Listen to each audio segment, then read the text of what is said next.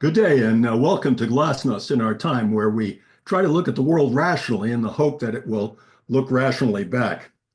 I'm your host, Anthony D'Agostino. It's March 28th, 2025.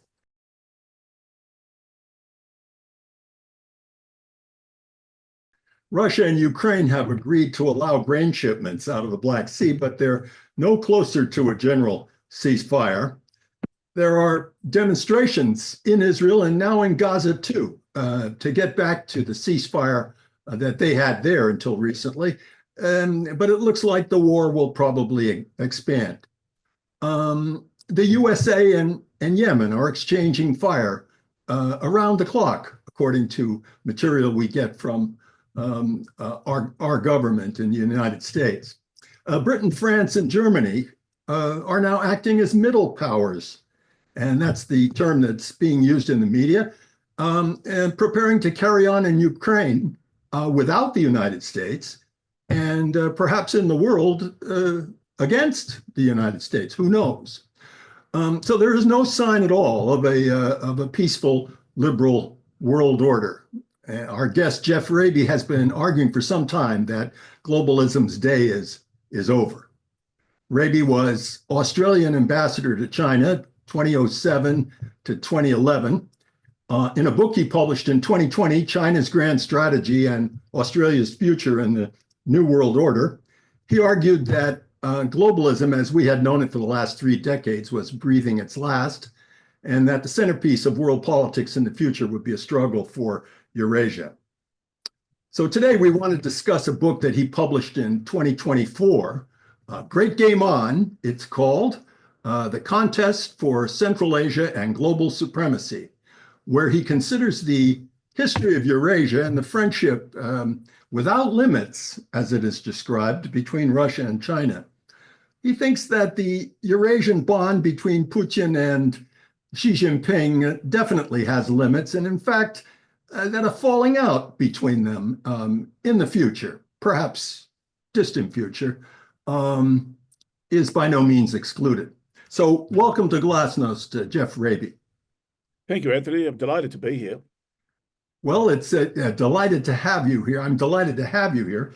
So I thought I'd start things off by asking you a kind of a general question to describe the thesis of the book. The book has got a lot of grand historical perspectives, and you also put it in terms of geopolitics and international relations theory. So I thought I'd ask you to sort of give a kind of a general picture of your perspective on it, because I think it's quite extraordinary and quite lucid.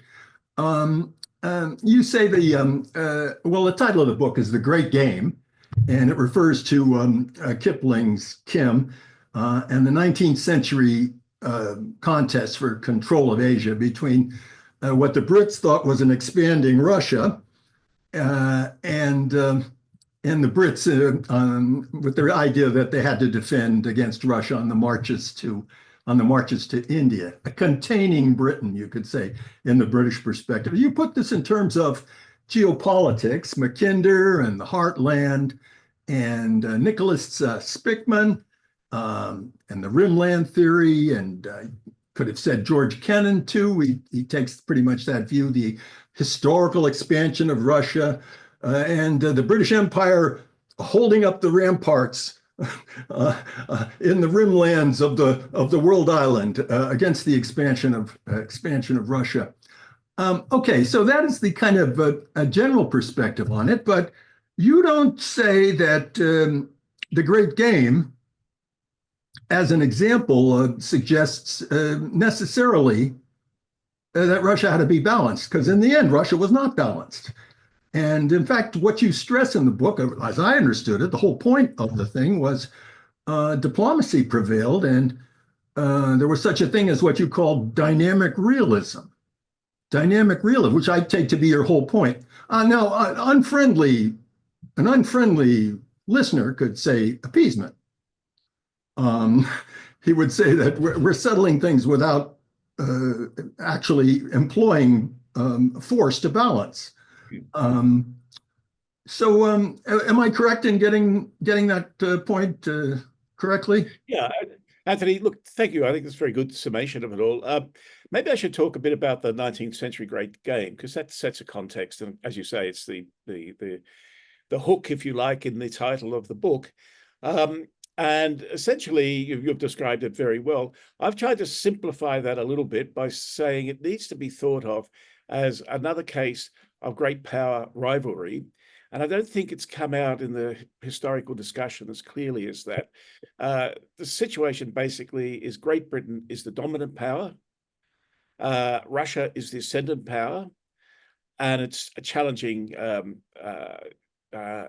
Great Britain in the Middle East, very much in Persia, and it's expanding across Central Asia as a colonial power, but driven not really by economic pressures or the quest for resources, although these areas are very resource rich, but in a very 19th century way about imperial pride.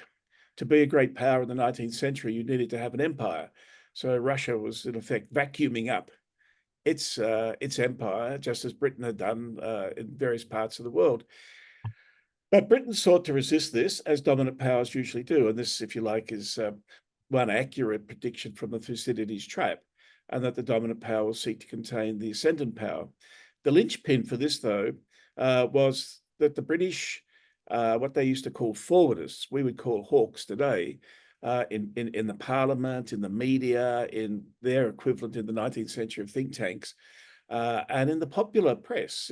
Novels were written about this, as you said, correctly referred to Kim from Kipling. They beat up, if you like, a Russian threat.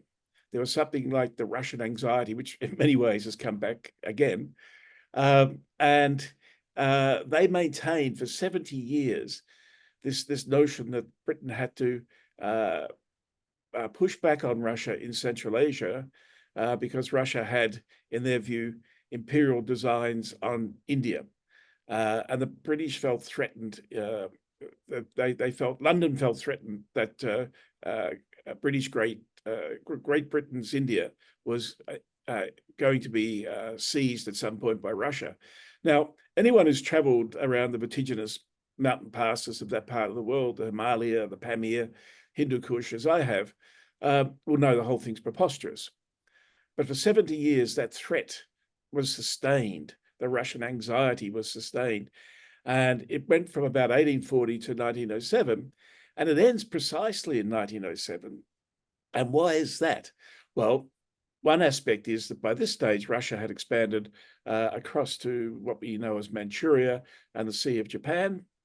And then Russia was badly defeated by Japan in the 1904-05 Russian-Japanese War, which was fought out on Chinese territory at Dalian, or near Dalian, in Liaoning province today in China. And so Russia had been the first European power defeated by an Asian power since the Mongol expansion. And at the same time, there was the emergence on the scene of Wilhelmina Germany and a weaker Russia, and Britain, that was starting to compete directly with Wilhelmina Germany, realized that Germany presented a bigger threat to each of them than they did to each other. And in even worse if Germany and Russia were together. Even worse, yes, exactly. So Britain, a very good point about the incentive for Britain, excuse me, to do this. And so in 1907, they signed the British-Russian Convention, and essentially were together as allies, more or less, with a few interruptions for the next half century or so, at least till the end of the Second World War. So this I cite as so the Great Game ends with 2 world wars in which Britain and Russia are allies. Exactly right. Exactly. So this goes back to very basic things in international relations. You don't have permanent friends, you have permanent interests. When interests change, positions change. And I use this as an example of how, and this is the important thing, I think, Anthony, of how a dominant power can, without sacrificing its own security, cede strategic space to an ascendant power, and that then they can find an accommodation and more or less live in peace. And presumably satisfy its opponent or proponents of a forward policy. yes, yeah. You Well, could as say long as we're expanding. as long as the securities, We're expanding into Tibet. yeah, yeah. Well, and I mean that happened at the very end in 1907 when London had moved away from the contest with Russia. Young husband on the ground, who was a colonel in the British Indian Army, decided really for his own grandeur to invade Tibet on the basis of 4 Tibetan monks being seen in St. Petersburg. I mean, the whole thing's bizarre, but it's so resonant to me of what we're living through today with the China threat. And I've been a very sort of public, a person in public who has challenged the notion of the China threat, which is very big in Australia. And it's a China threat, a China anxiety, a Russian threat, a Russian anxiety. It's all the same. But it's the other who's being demonized without any real logical basis to it. And there's a great quote I have in the book where Lord Salisbury, who was Minister for, who was the Secretary of State for Britain's foreign relations, who also was a forwardist or a hawk in the 1880s, trying to calm his side down by saying, if the honourable members would just look at a map and measure the distance in rulers, not in inches, they would be much more relaxed about what's happening in Central Asia. So, I just find the resonance with today very profound. And your listeners probably don't realise, but Australia in the Antipodes, far away from any of this, was actually caught up in it as well. Our British colonial governments had convinced themselves, based on the Russian threat coming out of London, that we were in imminent danger of being attacked and overtaken by Russia. You could go to the further south of Victoria, which is way down the south coast of the continent, and you'll find gun batteries that were built where there's nothing between this place, Port Fairy, and the Antarctic. It's windswept. There are gun batteries still there today, built in the 1890s against a Russian invasion. So we were caught up in that, and not one of these guns, and it's not the only one. Batteries around the coast of Australia, none ever fired a shot in anger. I make the joke in some public presentations that this might be the forerunner of AUKUS. So as long as we're on AUKUS, here is a problem of how should we put it? This is a problem of balancing China, is it not? And doing it by a naval alliance, and one not just a naval alliance, but a subsurface version of a naval alliance. Well, here's the thing again, right? So just like Britain and Russia went through 70 years of great power competition, this is what we're seeing with the US and China, of course. And the US being the dominant power, China the ascendant power. We know all of that. US foreign policy until now, in my view, has been heavily skewed towards maintaining US primacy.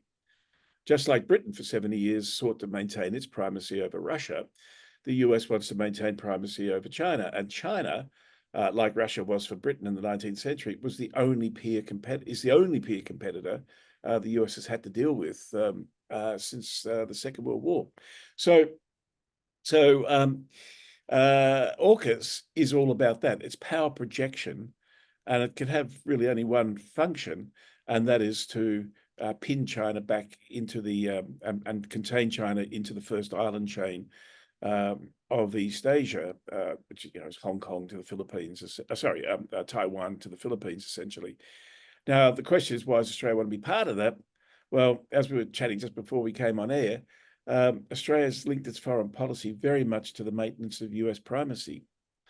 So although Australia talks in the region about how we're part of the region, Southeast Asia and so on, and that we see our security coming from the region, in fact, all of our actions show that that's not the case at all. But we've embraced the Anglosphere with AUKUS because it involves the United States and the UK, and it's about long-range power projection. Just like allowing the US now to base long-range bombers at Tyndall Air Force Base in the north of Australia. They could be used for one thing only, and that is to bomb Chinese cities. No. So I mean, but it has to be that way. Australia's position, it can't be changed. Australia couldn't break with the United States. And its institutions, I think, as I think you say, its institutions are such that Australia is definitely. It's got to be with. It has to take a North American point of view. Well, I think that was very true until the election of Trump. But the current discussion in Australia, and we just started a federal election campaign yesterday, I think the politicians are running as far away from Trump as possible because they know that the values being espoused by the Trump administration do not align with Australia's values. And I think increasingly But there's a how can we talk in terms of an antagonism between Britain and the United States and Australia choosing between this is we haven't thought this way in many, many years, not in my lifetime. no, but we're not putting it in quite those terms, Anthony. And in fact, Keir Starmer is going out of his way to accommodate the Trump administration because Starmer's got his own problems. Largely, Britain's made itself irrelevant with Brexit, and it desperately needs both. Well, it wants to keep positioning itself as the key link between Europe to build its credentials in Europe and the United States. But there have been times in the past, like the Vietnam War, where Britain didn't join the Vietnam War on the US side. Australia has joined every war America has ever fought overseas. And that's been a badge of honor. But I think you'll find people here talking about it less and less. And what the debate is here really about is whether Australia can start to develop its own independent foreign policy. That's the key issue. So who's it going to be independent of? Independent of the United States or independent of Britain or both? Oh, well, Britain's largely irrelevant to anything, independent of the United States. Ah. Now, we have basically enmeshed with Britain now. Now, Britain is largely irrelevant. I mean, from our point of view, what really Well, I mean, Britain is trying to organize Europe now to participate to defend Ukraine, and you perhaps you know the writings of John Bew and you know some of his ideas about realpolitik and about global Britain and about Britain as the convener of this whole system of alliances and you know all over the world. We're talking about Sweden, Japan, all over the world. That's where Australia comes in, right? No, Australia comes in with its relationship with the United States, ANZUS Treaty, which goes back to the 1950s. That underpins our security. That defines our security. I mean, this whole notion of AUKUS, which includes UK as well as the US, is a complete throwback. And Australia doesn't naturally fit any longer with the Anglosphere, but we have an incredibly close alliance with the United States to the extent that our military is enmeshed with the United States military. That takes us a long way from Eurasia. Yeah, I'm afraid. And what's happening there. Okay, so let's see. Where should we go from there? We're already jumped into talking about Australia, and I wanted to save that for last. Maybe we can circle around and come back to Australia again. Sure. How about this whole question of the end of the global order and China's position in the new order? You don't think China's how shall I put it, a deglobalizer? That is to say, it is trying to tear the world apart. But to build a parallel is trying to build a parallel universe. Or Kishore Mahbubani says that China's really the winner in the whole era of globalization, and in effect, what that says is that countries that don't like China are saying we don't like the way globalism's turned out. Yeah, look, I think that's absolutely right. Can I just go back a step though, and just take it back more to the book? Because key to understanding, I think, a lot of what's going on is the fact that, and I argue this very carefully at length in the book, is that China now has emerged as the preeminent power in Eurasia. And you've mentioned Mackinder and others. Eurasia's always been seen as the world island, and the old slogan, which is extreme simplification, but the country that controls the world island, controls the world. And like all these theories, they're useful for organizing ideas, but they don't have much predictive value, at least from my point of view. But what's interesting is that, and I hadn't expected this when I started writing, is that Putin invaded Ukraine, and it went so badly for Putin, and it's so depleted Putin that it's opened up even greater strategic space for China to increase its influence and preeminence across the whole of Eurasia. And I won't go quite as far to say that Russia's becoming a vassal state of China, but it's becoming extremely dependent on China's goodwill. And China could cut Russia off at the knees in a moment if it wished. And China's also used this as a way of inserting itself into Russia's traditional sphere of influence, which is Central Asia. I mean, for your viewers, I define Eurasia as that vast sweep of territory, rich in people and resources, east of the Vistula to the Sea of Japan. And within that is what's known as core Central Asia. As Central Asia, the 5 Central Asian states: Uzbekistan, Tajikistan, Turkmenistan, Kyrgyzstan, Kazakhstan. And then there's a core Eurasia or core Central Asia, which you'd include Afghanistan and Mongolia in all of that. So, but China has, through just economic success for 30 years and relatively much stronger economic performance than Russia, and this leads to the point about bounded orders, through really clever institutional entrepreneurship, built for itself a fairly coherent order where the economics is the underpinning for institutional architecture, such as the Shanghai Cooperation Organization, the Belt and Road Initiative. And of course, Belt and Road Initiative is much more than just trade and investment and building infrastructure. It's got a lot to do with creating standards across countries and uniformity and so on. There's the BRICS, which we're hearing more and more about these days, and where some 14 countries are now members and another 40 countries are lined up to join, the Asia Infrastructure Investment Bank. And then just in 2023, and this shows you the confidence of China vis-a-vis Russia, Xi Jinping convened in Xi'an a conference of the 5 Central Asian states plus China without Russia. I mean, the audacity, that's Russia's backyard. That's Russia's, they're Russia's buffer states. They've been part of the Russian colonial enterprise and the Soviet enterprise.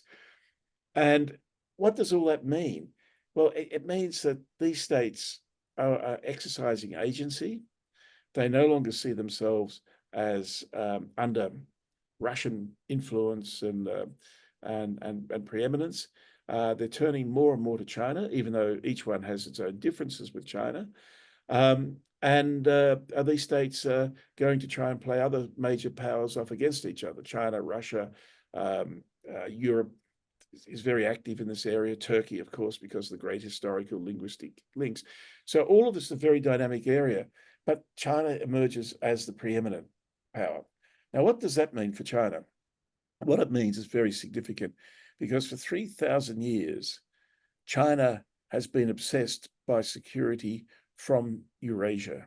Its land frontiers have been the main source of its strategic vulnerability. Even as late as the 19th century, the Qing court on its knees with European invaders' depredations along the coast, having a major civil war with the Taiping Rebellion, which killed 30 million people. Even then, the era of the Opium Wars. Yes, yeah. Even then, in the 1870s, they decide to allocate their scarce resources not to defend themselves along the coast or to deal with the Taiping Rebellion, but to reconquer Xinjiang in the far west. That was a higher strategic priority. And why is that? Well, the argument that won it in court needs to always be borne in mind. It goes something like this. There goes Xinjiang. Where goes Xinjiang? Where goes Xinjiang? There goes Mongolia. Where goes Mongolia? There goes Beijing.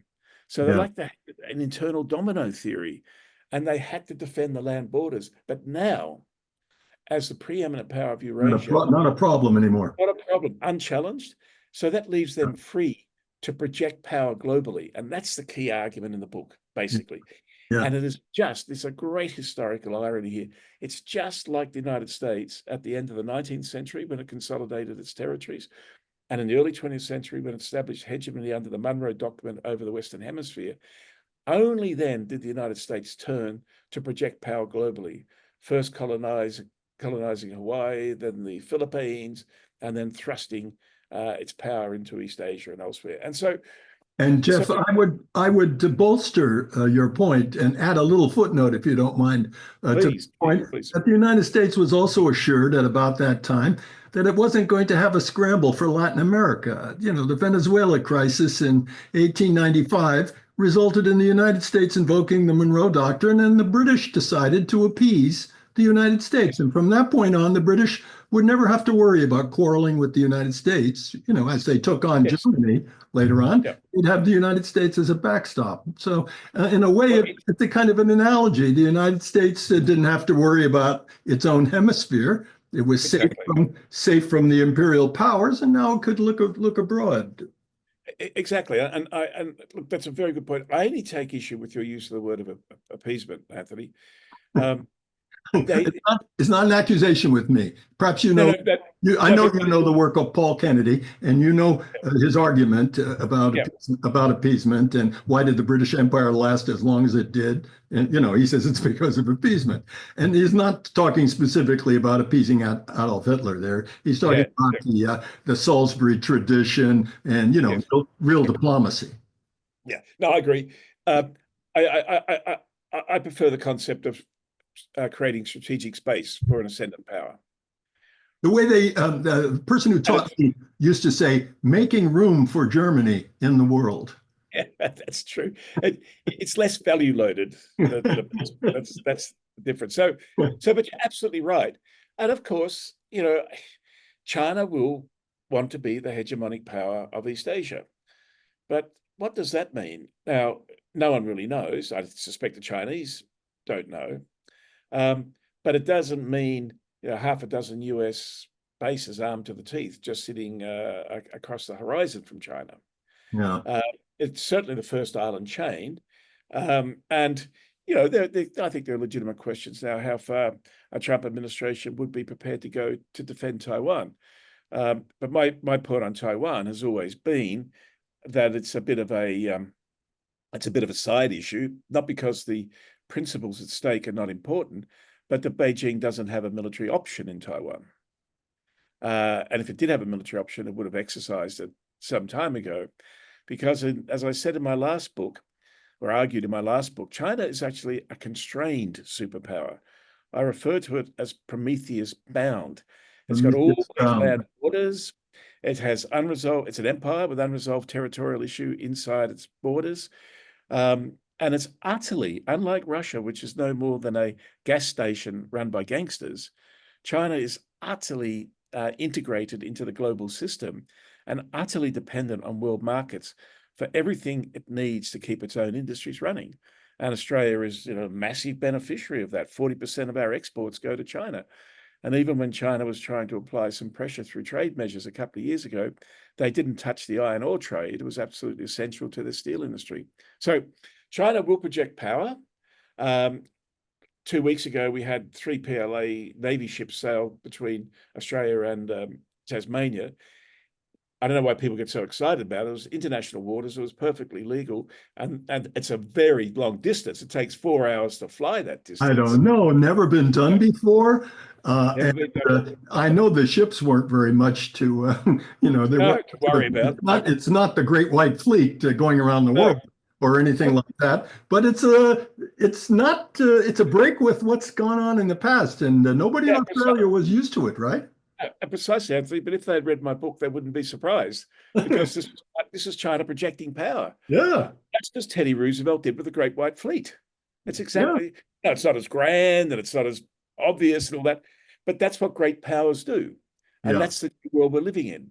Yeah, and then we come to your point that you raised from the book about bounded orders, and I talked about China's influence across Eurasia and the institutional structure it's put around its economic integration with the region, and it's not just with Eurasia though. Much of the global South is aligning itself more and more with China's bounded order. There's much more convergence of values and in different forms of political and social organization and so on. On that point, may I ask you something? Do you think there's some kind of a what's the world? I don't know how to put this question, but the point, I guess, is the world impressed by Chinese state model, by China's view toward its internal economy, the statism of the Chinese model, communism, which I'm sure that's the way they would put it in the Chinese Central Committee, Standing Committee, that the world is impressed with the achievements of communism, its ability to build infrastructure and et cetera, et cetera. Yeah. And maybe our model is going to be imitated elsewhere? Yeah, look, a really good question. Some of the world is and some of the world isn't. And if you look at Pew opinion polls and things like that, I think much of the world, I avoid terms like democracy and communism, by the way, but much of the world that organizes itself through competitive electoral processes of various sorts of competitiveness don't like the Chinese model at all. And after the last half a dozen years or so, which is finished now, but of so-called wolf warrior diplomacy, China has done itself enormous damage. It's a real own goal. And China's now seen in countries like Australia, 75% of people see China as untrustworthy and as a threat. 10 years ago, only 40% or even less would have said that about China. But if you go to parts of Africa, parts of the global south, Central Asia, you're going to find many countries that have a very favorable view of the Chinese model. And this is, again, why we're getting this sort of, in a multipolar world, why the world is sort of revolving around two increasingly well-defined bounded orders. Yeah. And, you know, the concept of bounded order, I took for my last book from Mearsheimer. Mearsheimer held it out as only a theoretical possibility. I actually argued that you could see that now already, that China has created its own bounded order, very much through this institutional entrepreneurship. And I noticed that now in some podcasts and things in the last 18 months, Mearsheimer's started to talk about a Chinese bounded order himself. The critical thing with Mearsheimer, I'm not sure if this is interesting to your audience or not, is that he still can't get away from the Thucydides trap idea that conflict is inevitable between great powers, that the dominant power can only find security. It's very mechanical. Yeah, through conflict. And I reject that completely. And I think going back to the start, the great game discussion that we had, and yes, Britain vacating the Western Hemisphere, the Monroe Doctrine, of course, France also, and the Netherlands also left the Western Hemisphere at that time, shows that it is possible for great powers to accommodate ascendant powers.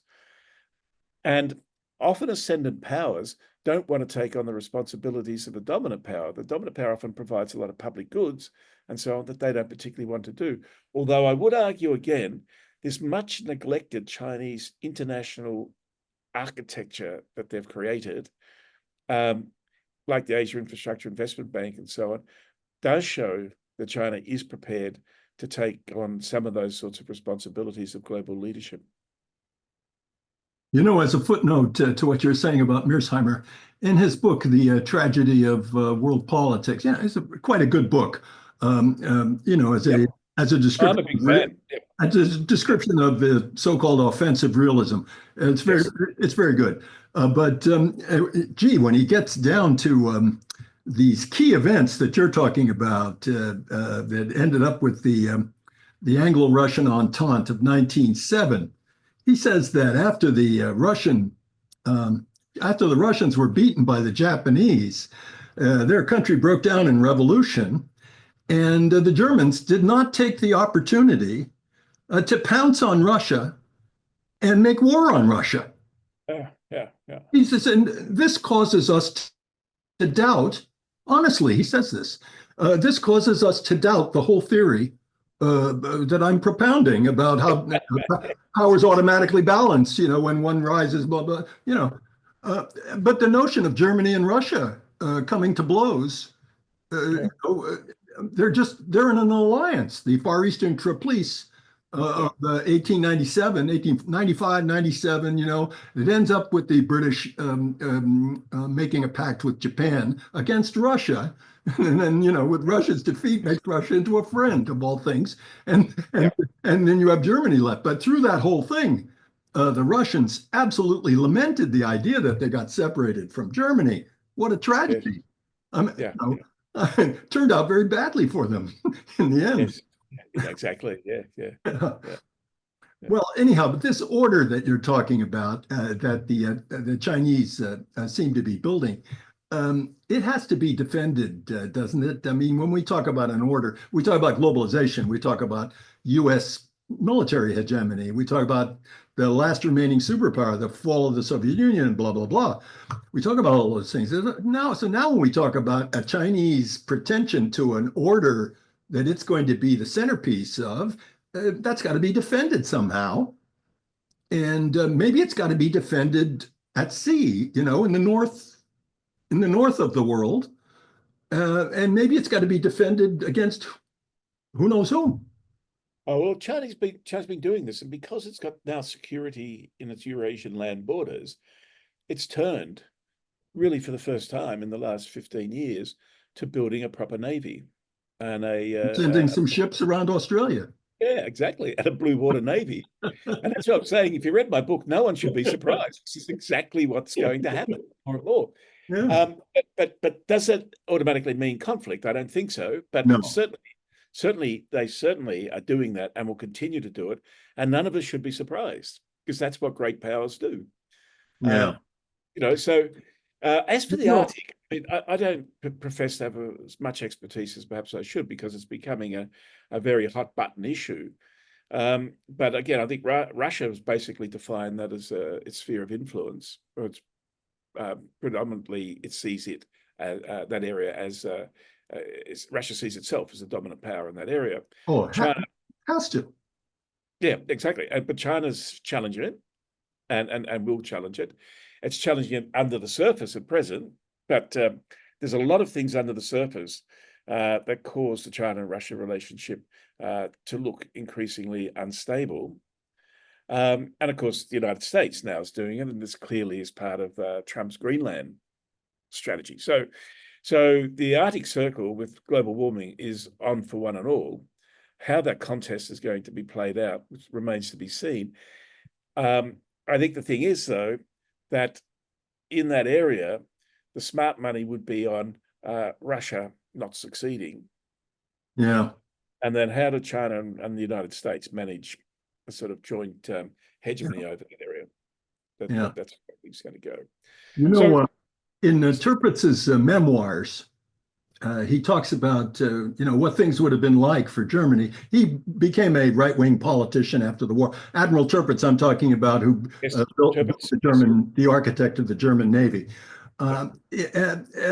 Looking back on World War I, he said, "Gee, if we had won World War I, we would have become a great power, not a great power, world power on the scale of Britain, meaning a navy." Our Navy would have been, in the same league with the British, and we would have had, and this is a phrase he used, a balance of power at sea. Yes. Yeah. What an idea. Balance of power at sea. Do you think that's what we're headed for now with China? Well, it could well be. Every time some dispute comes up, they say, "Oh, let's have a conference about," the United States seizes Hawaii. So, let's have a conference about that. And we'll discuss it, and we want compensation. We're a great power. We want compensation somewhere. Yeah. I mean, that's one way I could go. I'll just make the point, though, that we're quite some way from that. We have to get ready for these big conferences over God knows what, every part of the globe. Huh? Oh, great. It creates work for diplomats. It's good for business. Not so good for climate change and greenhouse gas emissions, but good for business. You got some issues. Yeah, exactly. So look, I just want to come back a bit where the book finishes up, which is quite, it's not only controversial, I'm happy to accept that some reasonable people will reasonably think it's crazy. But here's the dilemma, right? China emerges as the preeminent power in Eurasia. Russia, by definition, is a vassal state of China by this stage, with a lot of vulnerability. So, for example, there's 1 million square kilometers of territory that the Qing ceded to Russia in the mid-19th century, which is still controlled by Russia. And Chinese nationalists have not forgotten about this. Even if Xi Jinping never wants to talk about it, the Chinese nationalists have never forgotten about it. And from time and time again, you'll see expressions of nationalism, concern, and angst over Russia sitting on this territory. And of all the unequal treaties of the 19th century, which the Communist Party bangs on about constantly, only the Russians have not returned any territory to China. So there's a lot of underlying issues. In fact, when Xi and Putin came out in February 2022 with the statement of a friendship without limits, I wrote an article in the Australian Foreign Affairs Journal where I said this is akin to the Molotov von Ribbentrop Pact of 1939. You know, it's a concert of convenience, and it only lasts so long as it lasts. And we saw how quickly that one went. So what does Europe do? What does the world do? You've got an unbalanced China in Eurasia, which, if you go back, as you raised, some of the earlier geopolitical theoretical work, means an inherently unstable world with China, if you like, the preeminent power. And mind you, Zbigniew Brzezinski, in his great book of 1997, The Great Chessboard, or The Grand Chessboard, said precisely this, that if the US vacates Eurasia, another power, he didn't name China, it could have been Russia at that time, another great power, or it could have been Iran even, another great power would come to dominate Eurasia, and the US would lose global primacy. So the US must maintain a presence in Eurasia in order to maintain primacy. And this is the starting point for the whole book. And that is that when I watch the US-led NATO forces retreating from Kabul in August 21, it was not like watching them, as I did in 1975, retreat from Saigon. That was just a single country in Southeast Asia. When they vacated Kabul, they vacated Eurasia. They vacated the whole continent of Eurasia. So here we are now. What happens next? Well, the book ends with me really arguing, as I said, something you might find crazy, that the Europeans have a major historical task on their hands, and that is to re-Europeanize Russia. Russia's pivoted. Sorry? The goal turns out to be right. Yeah. So exactly right. Exactly. So Russia pivots to the east, but it's not its natural home. It's now in an inferior position and a very vulnerable position compared with China, or vis-a-vis China. Europe can't live with a cranky, troublemaking Russia on its borders forever, but equally it can't live and have security if a Chinese vassal state called Russia is on its borders. So it now has to plan for post-Putin. I don't think any of this can happen whilst Putin's around, but it has to plan a post-Putin future for Europe, which means Europeanizing Russia, re-Europeanizing Russia. It's re-Europeanizing, and give Russians a European future. That's where basically it ends up. And the other point that you stress in the book, which affected me very profoundly, was the idea that time's not necessarily against us on this. We don't need to be in a tremendous rush about doing balancing activity at this point, because we need a little patience. We need to wait for the next generation after the current Russian and Chinese leaders. But we need to begin the conversation now. Yeah. The danger is Russia produces someone even worse than Putin. See, I'm always fairly sanguine about that. You could conduct this conversation, but I'm not sure who else could have conducted alongside you. Yeah, I know the Europeans are deaf on this for the moment, and they've formulated the struggle as being one between democracy and authoritarianism. Yeah. They have to get over that. They have to get out of that ideological mindset. this is a conversation of the order of magnitude of what happened in Europe, which began in Europe in the 1950s, about building a European Union. Some great statesmen in Europe in the 50s asked themselves a question, a very good question: how do we stop killing each other in future? We don't want to go through this again. And they said the way to stop killing each other is to have a union. And that's what they built over basically 40 years. And this is a sort of conversation that needs to begin with statesmen now, statespeople, about the future of Europe and Russia once Putin's gone. But at any rate, if there's going to be any Europe, it can't be a Europe that's built and antagonistic to Russia. No. It's got to come to terms with Russia. Yeah. I mean, it can be a tense relationship, but there's got to be some kind of a conversation going on. Yeah, exactly. And Europe, look, Europe's economy is 10 times the size of Russia's economy. Its population's 4 times the size. If Russia can't create if Europe can't create a Russian-style Marshall Plan for a post-Putin Russia, then nothing's going to help. And that's a conversation that should be started today in Europe. People should really be advocating for this. So you say at one point in the book that you think the right-wing parties are going to bring this up before anybody else. Yeah, thanks. You really did read the book. No, I'm being a little naughty, maybe a bit facetious, but it's not wrong. Yeah. No, and what I'm saying really is that the more Europe goes to the right, the less the gap is for Europe to re-Europeanize Russia in terms of values and so on. The gap gets smaller. It's less liberal, and less liberal brings Europe closer to Russia. Well, I don't know that we can really talk about Europe the way everyone does these days. They act as if Europe is already a state, and it isn't. It's many states. And in order to talk about Europe, you have to really talk about European traditions. You have to know something about it. I don't find that in our literature, even in our sophisticated literature, there is much of an idea of European history. I mean the bare bones of the basic relationships between the big European states. Yeah. But again, I think the external pressure. Good thing our universities are being attacked, and good thing their curricula are shrinking now. Just when we, could use a little news on this topic. No, well, exactly right. I mean, history is really in a sad space in most places in the world, including Australia.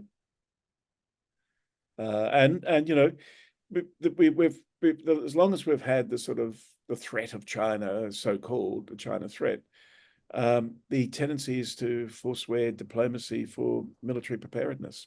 Yeah. And that's a very unfortunate development. Yeah.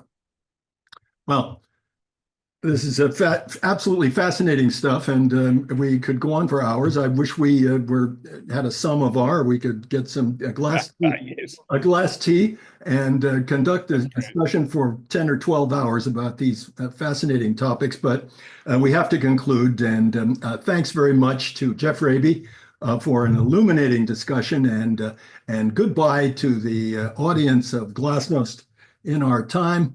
Until next time, when we'll continue to ask the question, after we've tried everything else, why don't we try thinking about it?